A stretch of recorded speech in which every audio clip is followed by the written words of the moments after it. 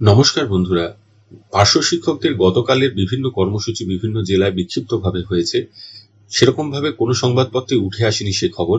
একমাত্র এখনো পর্যন্ত আমি যে কটা সংবাদপত্র দেখেছি প্রথম সারির, তার মধ্যে একদিন সংবাদপত্রে এই বিষয়ে কিছু সংবাদ সামনে এসছে, সেটা আপনাদের সামনে তুলে ধরছি। পাশাপাশি এই বিষয়ে আমি দু এক কথা বলবো।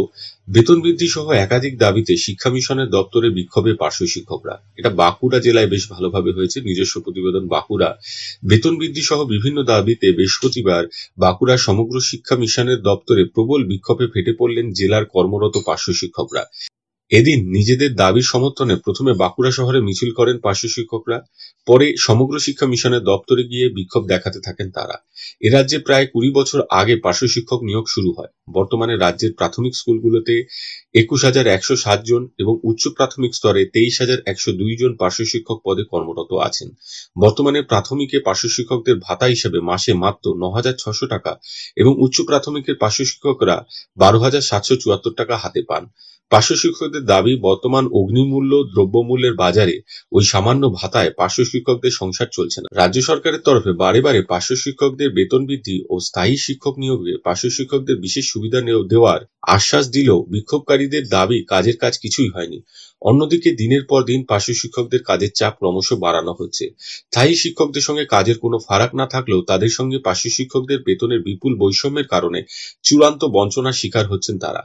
অবিলম্বে এই বেতন বৈষম্য দূর করে পার্শ্ব শিক্ষকদের ভাতা বৃদ্ধি না করা হলে আগামী দিনে আরো বৃহত্তর আন্দোলনের হুঁশিয়ারি দিয়েছেন পার্শ্ব শিক্ষকরা। ফলে সামগ্রিকভাবে দেখা যাচ্ছে যে পার্শ্ব শিক্ষকদের মধ্যে ক্ষোভ রয়েছে এবং বাস্তব চিত্র উঠে এসছে। এখন এর পাশাপাশি গতকালই রাজ্যের শিক্ষামন্ত্রী বলেছেন যে সমগ্র শিক্ষা মিশন থেকে কেন্দ্র যে ৬০% অর্থ পাঠানোর কথা, সেই অর্থ প্রায় ৩ বছর পাঠাননি। পার্শ্ব শিক্ষকদের বেতন সেই খাত থেকেই হয়। এক্ষেত্রে একটা সমস্যা দেখা দিচ্ছে, কিন্তু অন্যান্য রাজ্য সরকারি কর্মচারীদের মতো যারা অস্থায়ী পদে রয়েছেন, এই পার্শ্ব শিক্ষক, এসএসকে, এমএসকে বা সর্বশিক্ষার অধীনে যে সমস্ত কর্মচারীরা রয়েছে, এখন দিন এসছে রাজ্য সরকারকে সম্পূর্ণভাবেই তাদের অধীনে নিয়ে আসতে হবে। কেন্দ্র সরকারের মুখাপেক্ষী হয়ে থাকলে হবে না। এক্ষেত্রে আমি উল্লেখ করব যে সর্বশিক্ষার অধীনে সেই সময় তৎকালীন সময়ে কিন্তু বেশ কিছু সহশিক্ষক নিয়োগ হয়েছিল। তাদের এখনো এসএসএ ফান্ডে বেতন হয়, এইটাই দেখানো হয়, কিন্তু অ্যাকচুয়ালি রাজ্য সরকার এই টাকাটা পে করে। তো রাজ্য সরকার তাদের বেতনের ক্ষেত্রে তাদের যে নর্ম সে অনুযায়ী দিতে পারছে। ফলে রাজ্য সরকার যদি মনে করেন যে এই সমস্ত শিক্ষকদের যারা সর্বশিক্ষার অধীনে রয়েছেন তাদের রাজ্য সরকারের অধীনে নিয়ে আসবেন, সেটা রাজ্য সরকার চাইলে পারেন। এবং সেক্ষেত্রে রাজ্য সরকার সমস্তভাবে এগিয়ে এলে কিন্তু এদের বেতন যে বৈষম্য সেটা দূর করতে পারবে। রাজ্য সরকারের সদিচ্ছার উপরেই সম্পূর্ণ বিষয়টা নির্ভর করছে।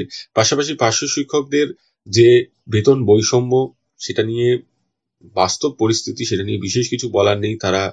তাদের দাবি খুব যুক্তিসঙ্গত। দেখা যাক তাদের দাবি পূরণ হয় কিনা। আজকে এই পর্যন্ত। সকলে ভালো থাকবেন, সুস্থ থাকবেন। ধন্যবাদ।